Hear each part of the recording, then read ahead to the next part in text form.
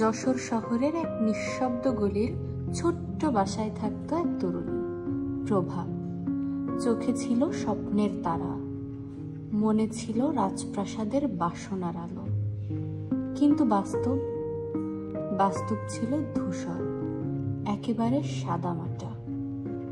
সে জন্মেছিল সাধারণ পরিবারে, কিন্তু হৃদয়ে লুকিয়ে রেখেছিল এক রাজকুমারীর আত্মা।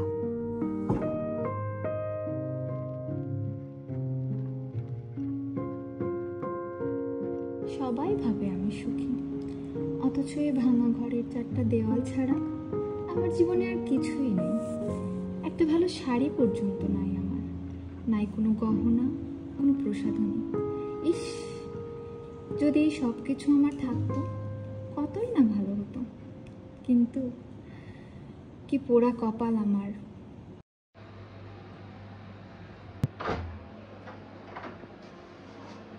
প্রভা, এই দেখো অফিস থেকে নিমন্ত্রণ করেছে। আমাদের অফিসের বার্ষিক অনুষ্ঠান, আমাদের দুজনকেই যেতে হবে। এই দেখো ইনভিটেশন কার্ড।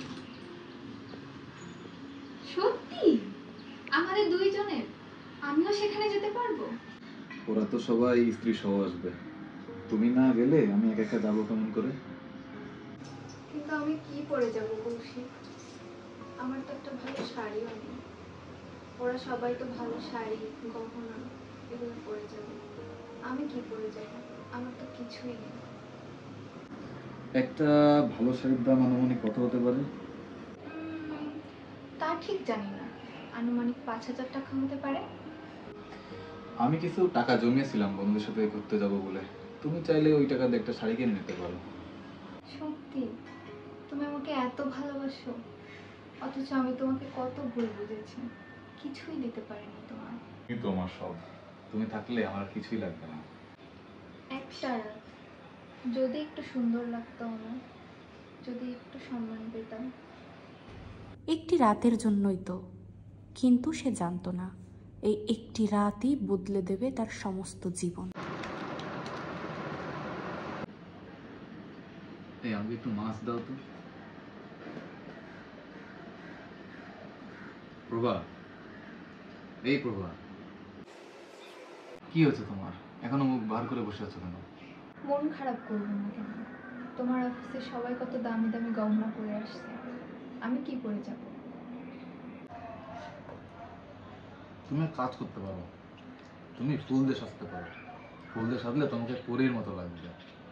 এভাবে সবার সামনে নিজেকে হাসির পাত্র বানানোর কোনো মানেই হয় না। সবাই মূল্যবান গহনা পরে আসবে আর আমি না, আমি যাব না। আহা, এই বুদ্ধিটা আগে আসেনি কেন? তোমার না এক বড়লোক বান্ধবী আছে, ওর পিতা, তুমি ওর থেকে একটা হাত ধার নিতে পারো। সত্যি তো তাই, আমি তো একদমই ভুলে গিয়েছিলাম।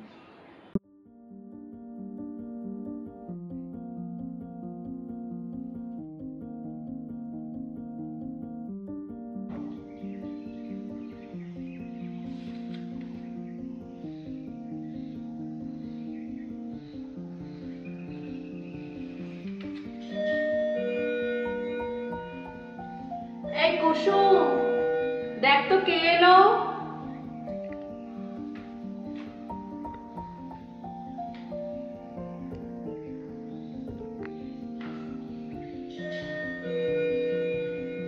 কুসুম, এরা যে কি করে না।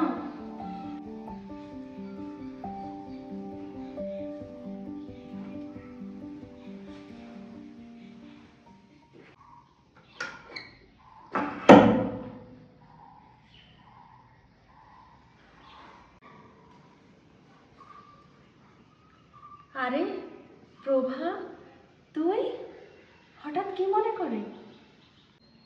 কেন, আমি কি আসতে পারি না? কি যে বলিস, তোর জন্য আমার দরজা সবসময় খোলা। আয় আয়, ভেতরে আয়, বস। তারপর কি খবর বল তোর? আসলে আমি একটা দাঁড়া, তোর জন্য একটু চা করে নিয়ে আসি। এই কুসুম, এই কুসুমটা যে কোথায় গেল না, তুই একটু অপেক্ষা কর।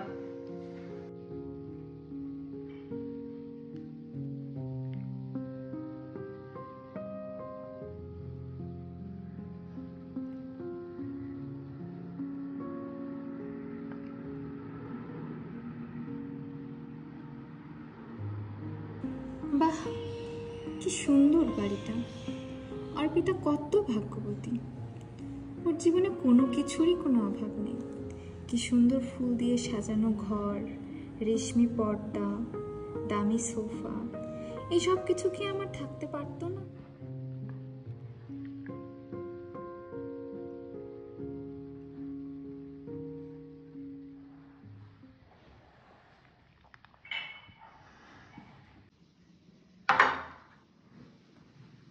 বল, কি যেন বলছিলি? আসলে আমি তোমার কাছে একটা অনুরোধ নিয়ে এসেছিলাম। অনুরোধ? আমার কাছে? বল শুনি, দেখি পূরণ করতে পারি কিনা। আগামীকাল একটা বড় অনুষ্ঠান আছে আমার স্বামীর অফিসে। আমিও অনুষ্ঠানে যাওয়ার জন্য একটা শাড়ি কিনেছি, কিন্তু আমার কাছে না পরার মতো কোনো গহনা নেই। তাই তোমার কাছে এসেছিলাম, যদি তোমার থেকে একটা গহনা ধার পেতাম। এই জন্য এত টেনশন? তুই তো আমার ছোটবেলার বান্ধবী, আমার বোনের মতো। চল, আলমারিতে সব আছে, পছন্দ মতো বেছে নিবি। চল আয়।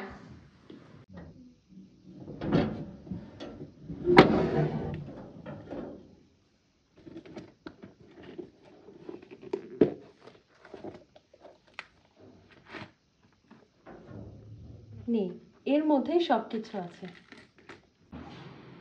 বাহ, এই হারটা তো অনেক সুন্দর, আমি কি এটা নিতে পারি? অবশ্যই, কেন নয়? তবে সাবধানে রাখিস, হারটা কিন্তু আমার অনেক পছন্দের। এই হারটা পরলে আমাকে অনেক সুন্দর লাগবে, তাই না? তুই তো এমনিতেই অনেক সুন্দর রে প্রভা, এই হারটা তোর সৌন্দর্য আরো বাড়িয়ে দিবে। ঠিক বলেছিস রে, বেশ লাগছে আমার, তাই না? মিথ্যে বলবো কেন রে, তুই তো আমার অনেক কাছের বান্ধবী।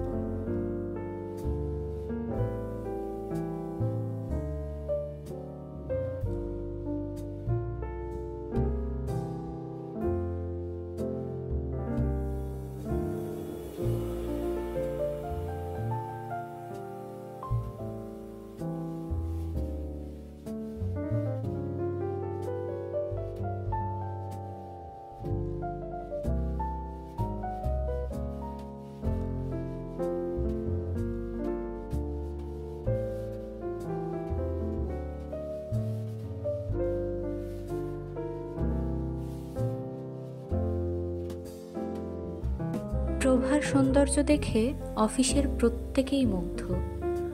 নিমিষেই প্রভা যেন হয়ে উঠল প্রত্যেকের আগ্রহের কেন্দ্রবিন্দু।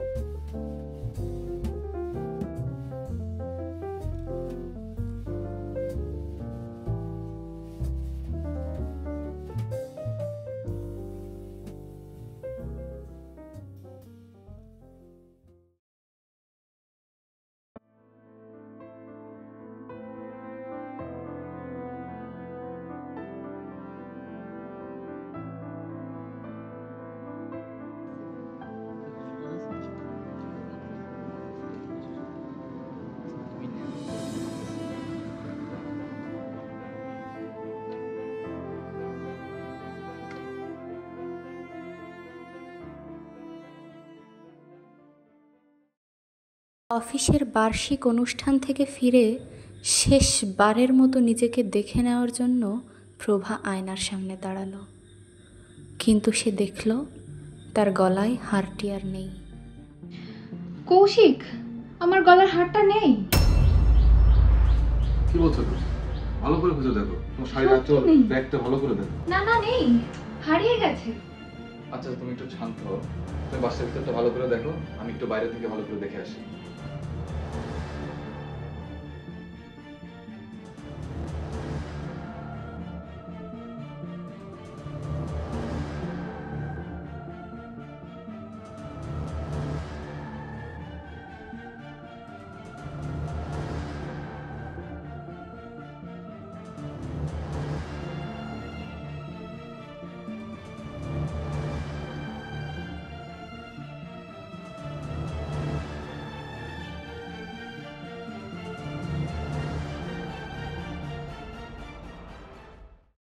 অর্পিতাকে একটা চিঠি পাঠাও যে হাড়টার রূপ নষ্ট হয়ে গেছে, আমি দেখি এর ভিতরে কি করা যায়। ঠিক আছে, আমি পাঠাচ্ছি।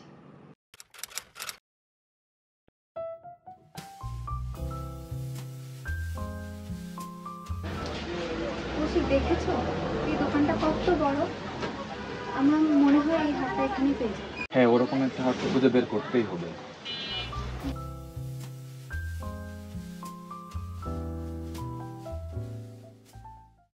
আসুন স্যার, আপনাদের কি লাগবে? একটা হীরার হার, মোটা চেনের ওপর হীরা বসানো। আমার বন্ধুর থেকে ধার নিয়েছি, কিন্তু হারটা আমি হারিয়ে ফেলেছি। আচ্ছা বুঝেছি, আমি একটু খুঁজে দেখছি। আচ্ছা, এখান থেকে আপনারা একটা দেখতে পাবেন।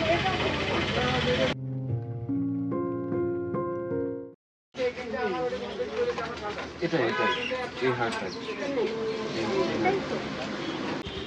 হ্যাঁ, এটা ইন্ডিয়ান ডিজাইনের হার ভাই। 30 লক্ষ টাকা রাখা যায়। ভাই একটু কম রাখা যায় না? 25 লক্ষ টাকা। না ভাই, কম রাখা যাবে না, আমি অনেক কম করে বলেছি। চলো কৌশিক।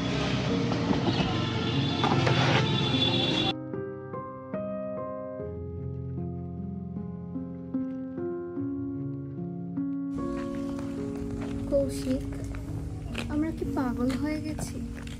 একটা দুইটা টাকা, 30 লক্ষ টাকা। জানি অসম্ভব, তারপরেও হারটা তো আমাদের লাগবেই। প্রায় সব কিছুই তো বিক্রি করি, ঘর, জিনিসপত্র, এমনকি আমাদের সঞ্চয়টাও। তারপরেও কি হবে? রাস্তা একটা আছে। পাটোয়ারি সাহেব, আসলে তাছাড়া তো কোনো উপায় নাই।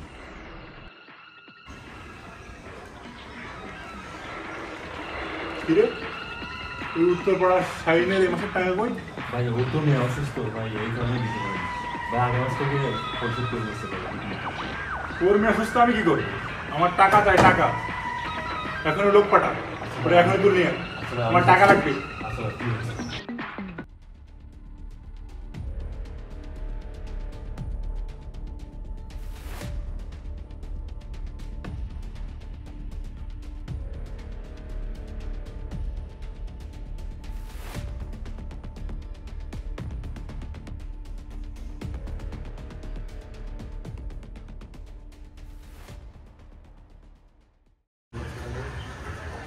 আসসালামু আলাইকুম ভাই। ওয়ালাইকুম আসসালাম। কিরে কৌশিক, কই থাকিস? এলাকায় তো দেখি না। ভাই অফিসের কাজে আসলে আর আসা হয়ে ওঠে না। তা কৌশিক বল, হঠাৎ কি মনে করে?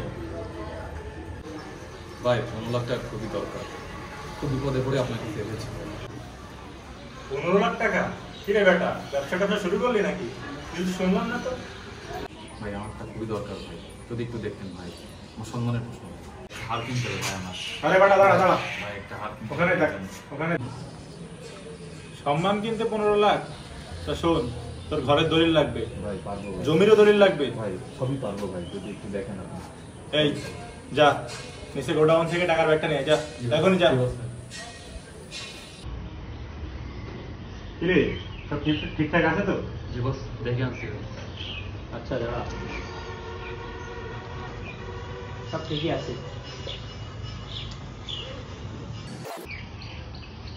এই যা, শোন, বছরে 2 লাখ করে দিতে হবে। জি ভাই। 10 বছরের মধ্যে কিন্তু সব দিতে হবে। যদি না পারিস, লাভের পরে লাভ। আর তুই তো আমারে চিনিস, জি ভাই অবশ্যই। তোর বাড়ি সম্পত্তি সব কিন্তু উধাও হয়ে যাবে। জি ভাই। এই, তোর নামটা কি জানো? ওই কৌশিক বস, কৌশিক। কোন কৌশিক? ওই মধ্যপাড়ার কৌশিক? জি বস, মধ্যমের কৌশিক। আচ্ছা, কৌশিক 15 লাখ।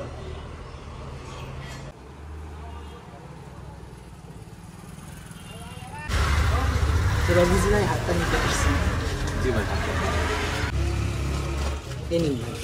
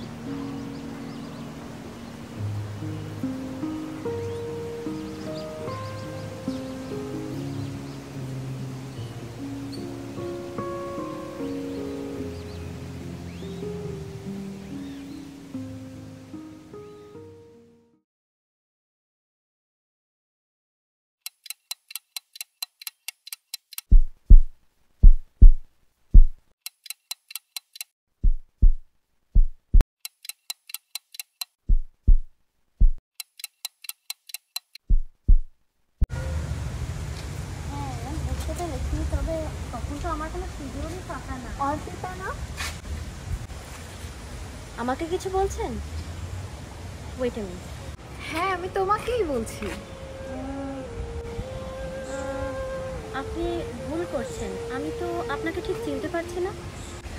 আরে আমি প্রভা, প্রভা বিশ্বাস। তুমি চিনতে পারছো না আমাকে? প্রভা? আমি তো এই নামে কাউকে চিনি না, আপনার কোথাও ভুল হচ্ছে। ভালো করে দেখো অর্পিতা, আমি প্রভা, তোমার ক্লাসমেট। তোমাকে মনে পড়ছে না ওই যে 10 বছর আগে তুমি আমাকে একটা হীরের হার ধার দিয়েছিলে? তুমি প্রভা? না না, এ সম্ভব নয়। তোমার মুখ, তোমার চেহারা, একই অবস্থা, কিভাবে সম্ভব? এতটা বদলে গেছো তুমি? বদলাবেই তো অর্পিতা, 10 বছরে অনেক কিছু বদলে যায়। যখন দিনের পর দিন এক একটা বাড়িতে কাজ করতে হয়, তখন চেহারা এমনিই বদলে যায়। আমি বিশ্বাসই করতে পারছি না। আসলে ওই হারটা আমি হারিয়ে ফেলেছিলাম অর্পিতা। কি? তাহলে হারটা ফেরত দিয়েছিলে কিভাবে? সে অনেক কথা অর্পিতা। ওই দিন অনুষ্ঠান থেকে বাসায় ফিরে দেখি হারটা আমার গলায় নেই। আমরা অনেক খুঁজেছি, কিন্তু হারটা কোথাও পাইনি। তারপর আমাদের বাসা বিক্রি করেছি, সমস্ত জিনিসপত্র বিক্রি করেছি, এমনকি ঋণ নিয়ে তারপর তোমার হারটা কিনে ফেরত দিয়েছি। কি বলো প্রভা? আমি তো এসবের কিছুই জানি না। বলার সাহস ছিল না অর্পিতা। গত 10 বছর ধরে আমরা কিস্তিতে সেই সব ঋণ শোধ করেছি। কৌশিক দিনের বেলা অফিসে কাজ করেছে, রাত্রে দোকানে কাজ করেছে। আমিও দিনের বেলা অন্যের বাড়িতে কাজ করেছি, রাত্রে কাপড় সেলাই করেছি। এই কয়েকদিন হলো আমরা ঋণটা শোধ করেছি, তাই একটু নিঃশ্বাস নিতে এখানে এসেছিলাম। ও মাই গড! প্রভা, তুমি জানো না ওই হারটা তো নকল ছিল। কি? ওটা নকল ছিল? হ্যাঁ, ওটা তো আমি কসমেটিক্সের দোকান থেকে কিনেছিলাম। 800 টাকা নিয়েছিল বড়জোর।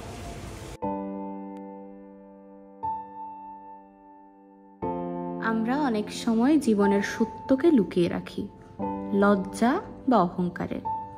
কিন্তু একটা ছোট্ট মিথ্যে, একটা মায়াজাল ডেকে আনতে পারে একটি বিপর্যস্ত দশক, একটি ভাঙা জীবন। নেকলেসটি ছিল নকল, কিন্তু দুঃখ ছিল আসল। ঠিক যেমন জীবনের অনেক সত্য আমরা দেরিতে বুঝতে পারি।